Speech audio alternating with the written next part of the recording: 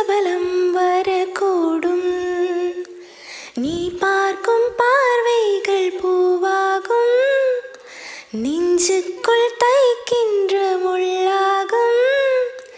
கண்ணே என் கண்பட்ட காயம், கை வைக்கத்தானாக ஆறும்.